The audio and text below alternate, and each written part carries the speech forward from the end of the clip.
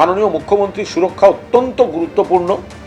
পাশাপাশি একইভাবে গুরুত্বপূর্ণ আমাদের দেশের জওয়ানদের জীবন এবং সাধারণ মানুষের জীবন।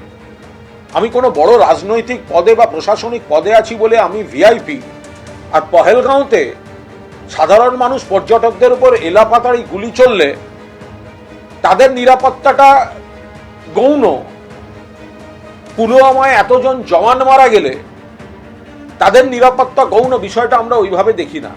আমরা মুখ্যমন্ত্রীর জন্য যদি উদ্বিগ্ন হই তাহলে আমরা পহেলগাঁওয়ের পর্যটকদের জন্য উদ্বিগ্ন, আমরা আমাদের ঘরের ছেলে যারা পুলিশ বা জওয়ান হিসেবে কাজ করছে তাদের জন্য উদ্বিগ্ন, সাধারণ মানুষ তাদের জন্য আমরা উদ্বিগ্ন।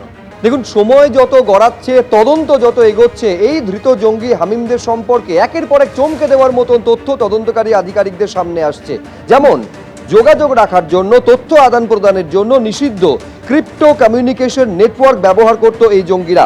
হামিমকে জেরায় এই চাঞ্চল্যকর তথ্য বেঙ্গল এসটিএফ এর হাতে এসেছে।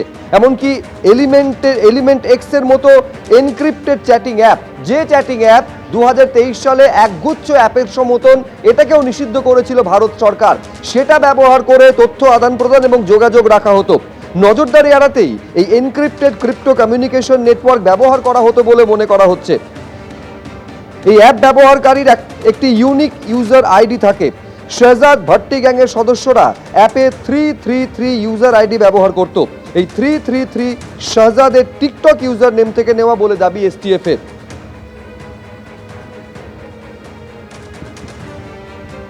এই মুহূর্তে সরাসরি কথা বলবো অবসরপ্রাপ্ত সেনাকর্তা কর্নেল পৃথ্বীরঞ্জন দাস আমাদের সঙ্গে রয়েছেন। কর্নেল দাস, এখনো পর্যন্ত তদন্তে যা যা তথ্য উঠে আসছে, তাদের মোডাস অপারেন্ডি সম্পর্কে যে সমস্ত জিনিস জানা যাচ্ছে, আপনার ব্যক্তিগতভাবে কি মনে হচ্ছে? এবং এটাও লক্ষ্য করার মতন বিষয়, নাশকতা চালানোর পরিকল্পনার জন্য টাইমিংটা সেই সময় বেছে নেওয়া হয়েছিল। খেয়াল করুন, যন্তর মন্তরে ওই ছাত্র বিক্ষোভকে কেন্দ্র করে কেন্দ্র সরকার যখন প্রবল চাপে রয়েছে।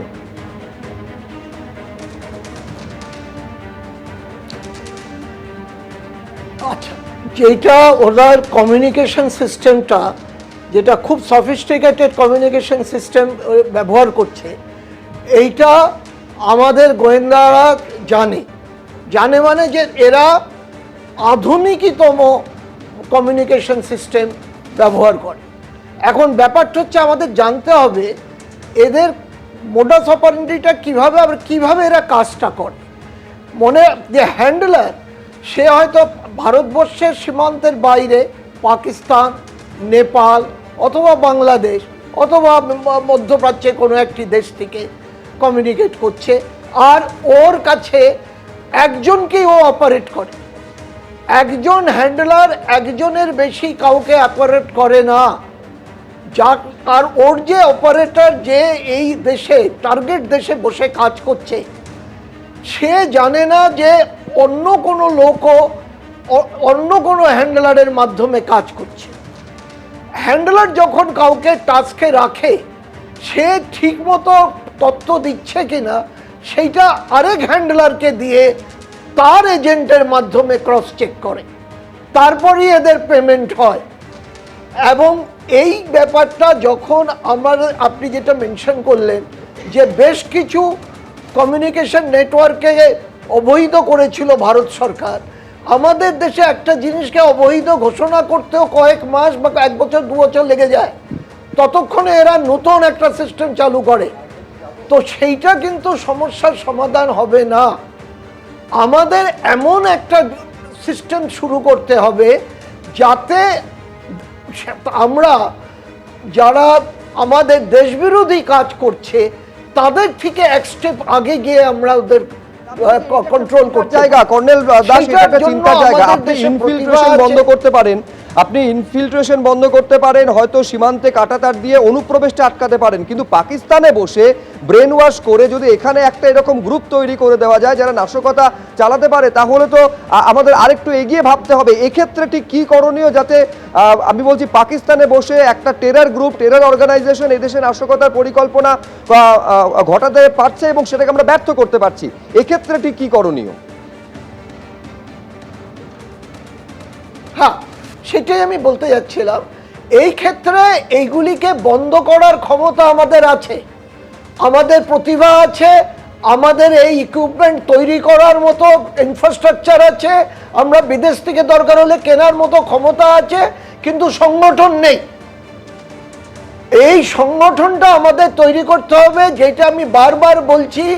আমেরিকায় 9/11-এর মতো ওরকম ব্যাপক ধ্বংসাত্মক লীলা করেছিল এই দক্ষিণপন্থী এরা, টুইন টাওয়ার ব্লাস্ট এবং পেন্টাগনে পর্যন্ত আক্রমণ করেছিল।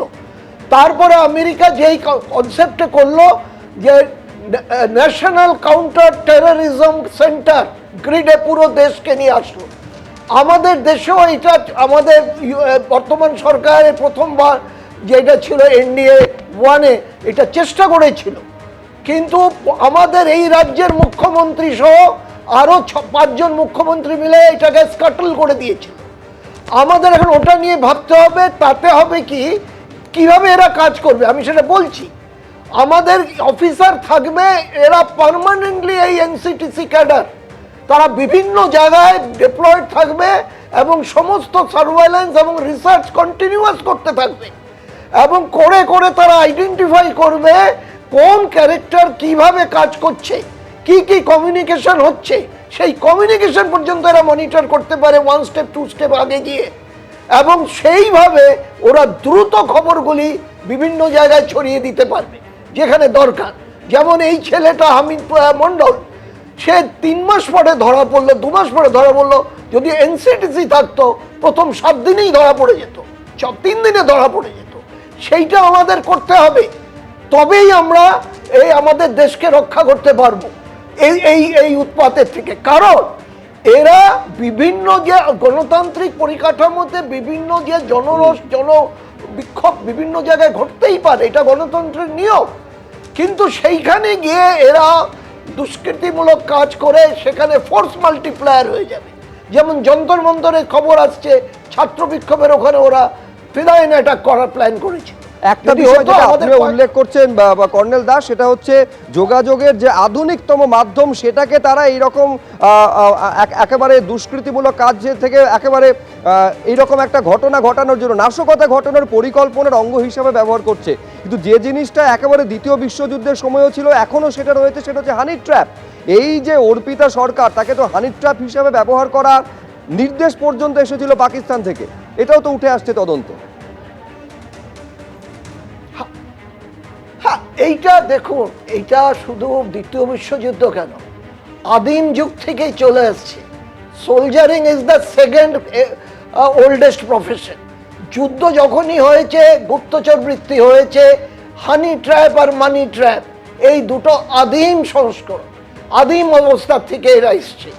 সেই এটা স্বাভাবিকভাবে থাকবে, এবং এইখানে সেইগুলিকে সার্ভেলেন্স করার জন্য যদি আমরা তত্ত্বগত দিক থেকে, এই যে কমিউনিকেশনের দিক থেকে আমরা খবর পেয়ে যাই যে এই হ্যান্ডলার ওই মেয়েটির সাথে চলাফেরা করছে, তাহলেই বাকিটা ধরতে আমাদের কোনো অসুবিধা নেই। কিন্তু হানি ট্র্যাপ আপনি রুখতে পারবেন না, মানি ট্র্যাপও রুখতে পারবেন না, কারণ হানি ট্র্যাপ করেই ব্ল্যাকমেইল করে, আর ব্ল্যাকমেইল করে খবর বের করে, অথবা তার অনিচ্ছাকৃতভাবে তাকে দিয়ে বিভিন্ন কাজ করায়। তো অনেক ধন্যবাদ কর্নেল দাস আমাদের সঙ্গে কথা বলার জন্য। এবিপি আনন্দ, এগিয়ে থাকে, এগিয়ে রাখে।